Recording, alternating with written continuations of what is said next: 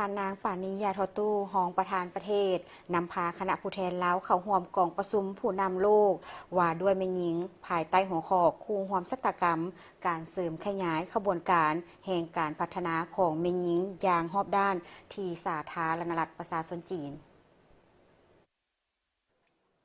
วันที่ 13 ตุลา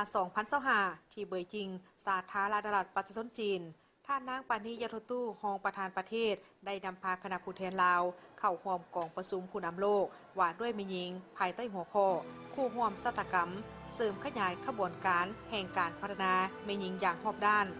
ให้เกียรติก้าวไขกองประชุม โดยมีท่านสีจิ้นผิง ประธานประเทศแห่งสาธารณรัฐประชาชนจีนกองประชุมเพื่อส่งเสริมบทบาทและความเสมอภาพระหว่างหญิงชายและการพัฒนารอบด้านของแม่หญิงในทั่วโลกพร้อมสุกยู่การสร้างปฏิคมร่วมชะตากรรมของมนุษย์และการจัดตั้งปฏิบัติเป้าหมายของการพัฒนาแบบยืนยงอย่างมีประสิทธิผลในโอกาสนี้ท่านนางปานิยาโทตู้ก็ได้กล่าวปราศัยโดยได้ยกให้เห็นถึงเป้าหมายของรัฐบาลลาวความสุ่มใส่เพื่อแนะใส่เหตุให้แม่หญิงสามารถได้รับการพัฒนาอย่างรอบด้านและยืนยงแม่หญิงลาวกวมเอาอัตราส่วนหลายกว่า52ส่วนห้อยของพลเมืองทั้งหมดได้กลายเป็นกำลังแห่งสำคัญประกอบส่วนเข้าในการพัฒนาชนบทและแก้ไขความทุกข์ยากก็คือการพัฒนาเศรษฐกิจสังคมแห่งชาติให้มีจังหวะการขยายตัวอย่างต่อเนื่องชีวิตการเป็นอยู่ของประชาชนลาวในนั้น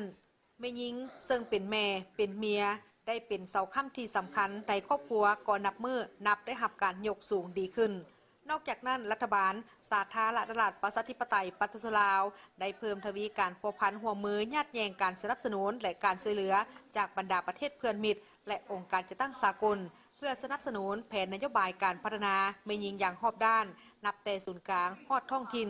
ซึ่งได้นำเอาผลประโยชน์ตัวจริงมาให้ประชาชนลาวเบ้ารวมเบ้าเฉพาะแมนแม่หญิงลาวถูกสั้นคนเคียงคู่กับผลสำเร็จที่กล่าวมานั้นรัฐบาลสาธารณรัฐประชาธิปไตยประชาชนลาวยังประสบกับสิ่งท้าทายหลายอย่างที่พร้อมส่งผลกระทบต่อกับการดำรงชีวิตของประชาชนโดยเฉพาะแมนแม่หญิงและเด็ก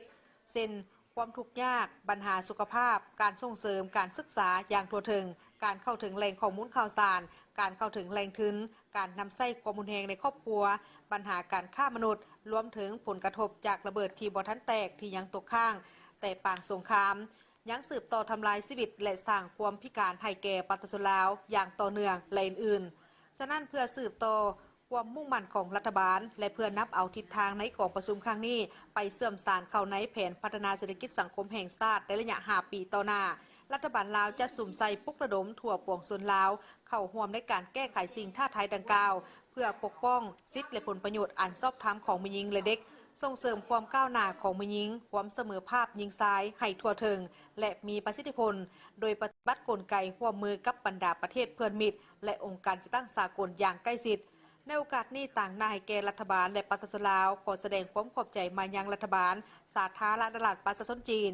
บรรดาประเทศเพื่อนมิตรและองค์การจัดตั้งสากลก็คือองค์การจัดตั้งสังคมที่ได้ให้การสนับสนุนและช่วยเหลือการจัดตั้งปฏิบัติแผนนโยบายของรัฐบาลตลอดมาหวังอย่างยิ่งว่าโดยผ่านกองประชุมผู้นำโลกว่าด้วยแม่หญิงในครั้งนี้จะสืบต่อพัวพันหัวมือและสร้างคู่ร่วมชะตากรรมเพื่อพัฒนาแม่หญิงอย่างรอบด้านเพื่อหอยยิ้มเพื่อความผาสุกของแม่หญิงและเด็กน้อยประกอบส่วนสร้างโลกของพวกเขาให้มีสันติภาพมีเสถียรภาพมีการร่วมมือการพัฒนาแบบยืนยงตามทิศสีเขียวเพื่อความเจริญรุ่งเรืองอยู่ดีกินดีของประชาคมโลก